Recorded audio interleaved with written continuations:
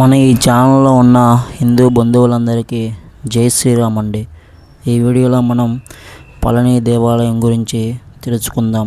విజయవాడ నుంచి పళని దేవాలయానికి ట్రైన్ మార్గం ద్వారా లేదా బస్సు ద్వారా చేరుకోవచ్చు. మనం విజయవాడ నుంచి చెన్నై వరకు ట్రైన్లో వెళ్ళి నైట్ మళ్ళీ చెన్నై నుంచి పళని స్టేషన్కి రైల్లో వెళ్ళామండి.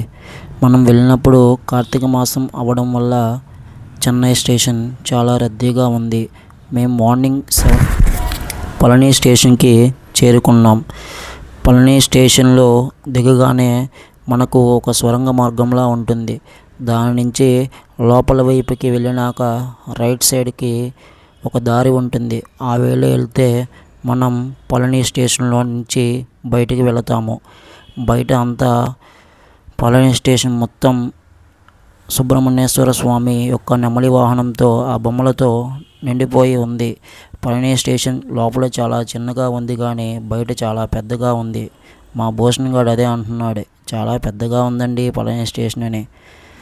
పళని స్టేషన్ నుంచి మనం సుబ్రహ్మణ్యేశ్వర స్వామి గుడి వద్దకు చేరుకోవడానికి ఆటో ద్వారా లేదా జట్కా బళ్ళు ద్వారా చేరుకోవచ్చు. ఈ జట్కా బళ్ళు పురాతన కావనివి అయినా ఇప్పటికీ వాడుతూనే ఉన్నారు. మనం ఆటో ద్వారా పళని స్టేషన్ వద్దకు చేరుకున్నాం. ఆటో ద్వారా చేరుకోవడం వల్ల మనకు 50 రూపాయలు ఛార్జ్ చేశారు. జట్కా బండి అయితే 100 రూపాయలు పర్ హెడ్. అలాగే మనం దేవస్థానం వారి వసతి గృహాలను సంప్రదించాము కానీ అక్కడ ఖాళీ లేదని చెప్పారు. అందువల్ల వేరే రూమ్ తీసుకున్నాం. పర్ హెడ్కి వచ్చి 400 ఛార్జ్ చేశారు. ఇప్పుడు మనం పళని దేవాలయం యొక్క స్థల పురాణం గురించి తెలుసుకున్నాం. నారద మహర్షి శివపార్వతులకు ఒక జ్ఞానఫలాన్ని ఇచ్చి తమ బిడ్డలైన కుమారస్వామి మరియు వినాయక స్వామికి ఇవ్వమని చెబుతారు. అప్పుడు శివపార్వతులు ఏమి చేయాలో అర్థం కాక ముల్లోకాలు చుట్టూ ఇచ్చిన వారికి ఫలాన్ని ఇస్తామని చెబుతారు. అప్పుడు కుమారస్వామి తన వాహనమైన నెమలిపై బయలుదేరి ముల్లోకాలు చుట్టువస్తాకి వెళ్తాడు. కానీ విఘ్నేశ్వరుడు అలా చేయడు. తమ తల్లిదండ్రుల పాదాల వద్ద ఆ ఫలాన్ని ఉంచి తమ చుట్టూ 3 సార్లు తిరుగుతాడు. అది తెలుసుకున్న కుమారస్వామి కోపస్తుడై వచ్చి తన తల్లిదండ్రుల మీద ఆగ్రహంతో ఒక కొండపైన కూర్చుంటాడు.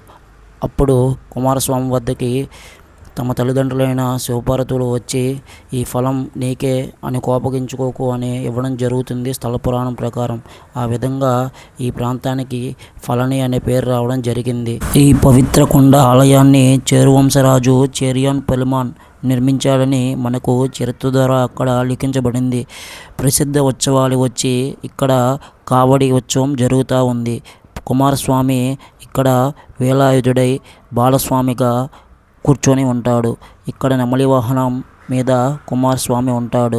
ఈ ఆలయంలోని మూల విరాట్లో గల భోగర మహర్షి అనే సిద్ధుడు 9 రకాల విష పదార్థాలను నిశిష్ట దృష్టిలో కలిపి తయారు చేశారు. ఈ విగ్రహం ఒక అద్భుతమైన శాశ్వత ఔషధం.